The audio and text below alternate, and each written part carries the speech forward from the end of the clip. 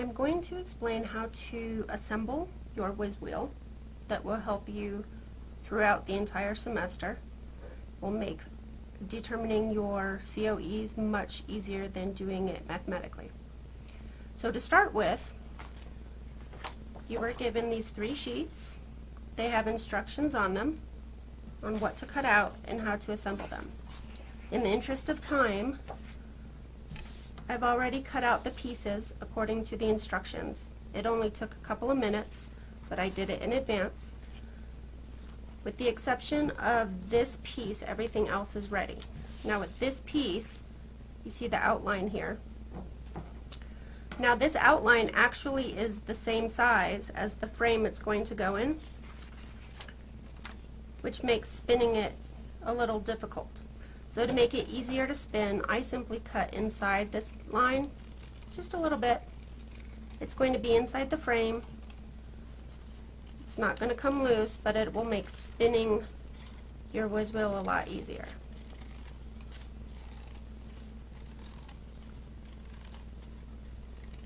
Okay, so now we are ready to actually construct the Whiz wheel. So the first thing you'll do is take this piece here, the orbital plane itself,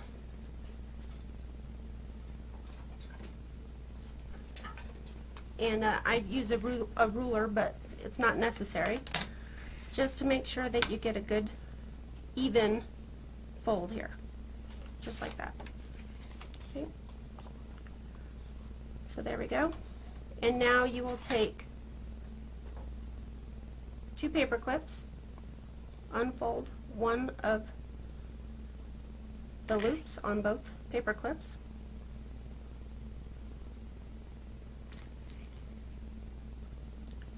and tape them to the inside. So you want this paper clip to come between the end vector here.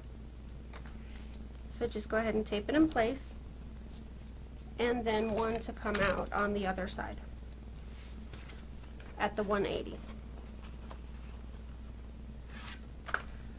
There we go. Then we're just going to apply a glue stick to the inside and fold it in half, glue it together. It's fairly quick.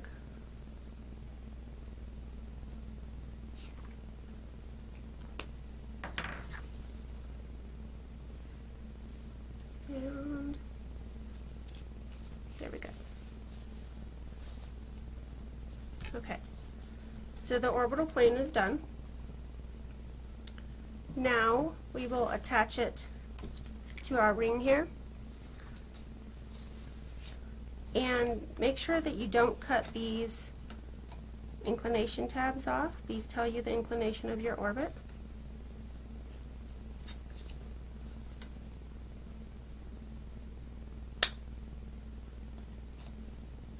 There we go. Your orbital plane will actually come through, and you will staple the paper clips on the bottom. Make sure that your end vector points to the ascending node, not the descending node. End vector, ascending node. Now we will just staple these in place.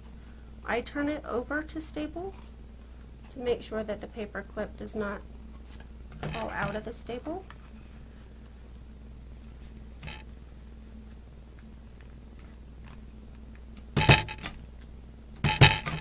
Do it twice, and then we'll do a crosshatch. There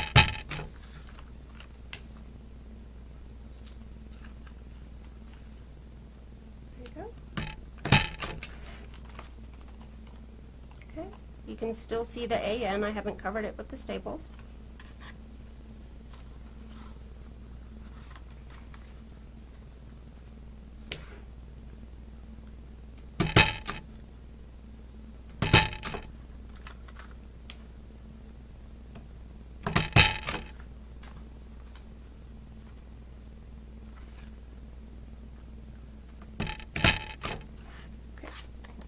go, and you can still see the D.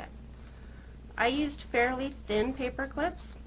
You can use thicker ones. The reason I like these thinner ones is because if I have a little piece here that I need to cut off, I don't have to worry about struggling with my scissors too much. There we go. Okay, so there's your orbital plane. Now we want to put it into our equatorial frame. So I will just use my ruler one more time here to get these creases in.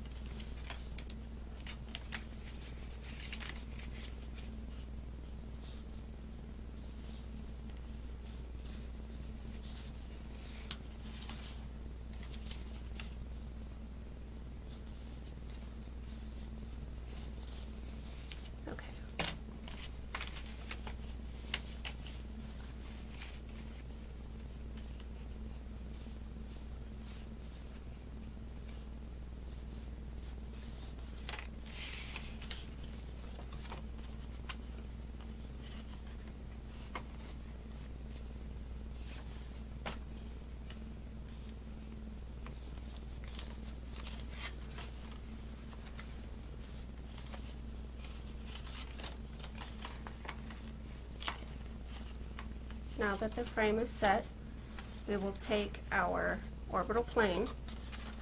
We want it inside the frame, but make sure that the orbital plane itself is coming out. And then we will just fold everything flat and tape this closed.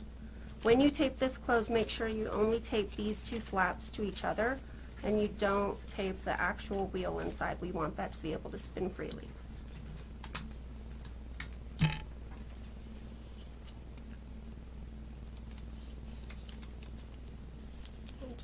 Fold under my overhang there.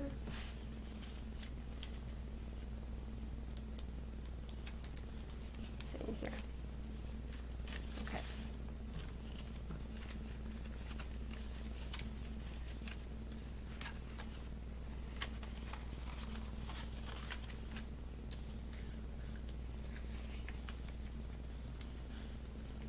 I have seen some cadets staple this.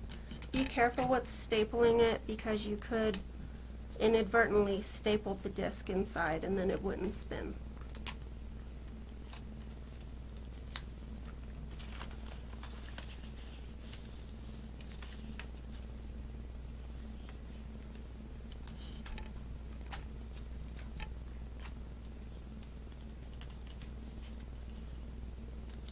Okay, so we're almost done. The last thing to do is put on our actual orbits. So you'll see here this has an A and this orbit has an A. This one has a B and the back side here has a B. So it matters which side you put them on. I do not like to use a thumbtack to hold it together because it sticks up pretty high and then I can't put it in my folder. But I do use the thumbtack to start the hole, and then I actually use a brad because it folds flat and I don't have to worry about my thumbtack sticking up or my frog falling off the back of my whiz wheel.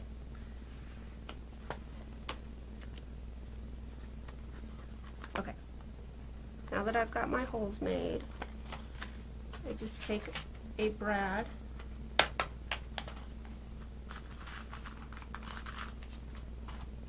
This is a brad. It's flat on one side and then these two fold open, these two legs.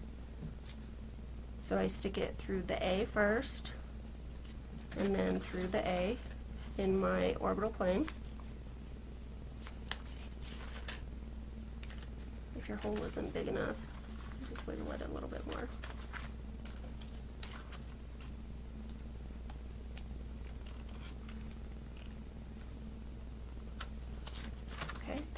And then put the B on the back side.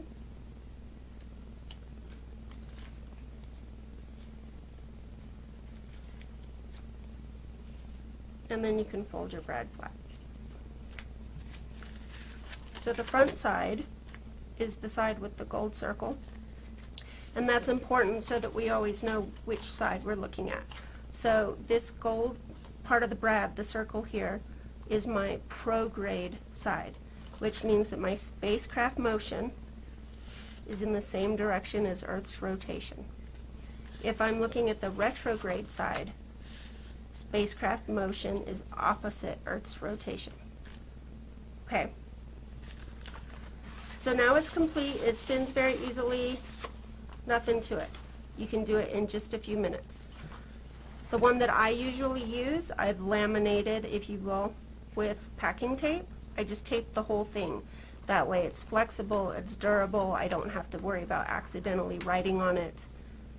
And I've also color coordinated my angles. So what I've done here is I've put Earth's rotation and spacecraft motion in the same color so I can easily spot whether or not my spacecraft is in a retrograde in this case or prograde in this case.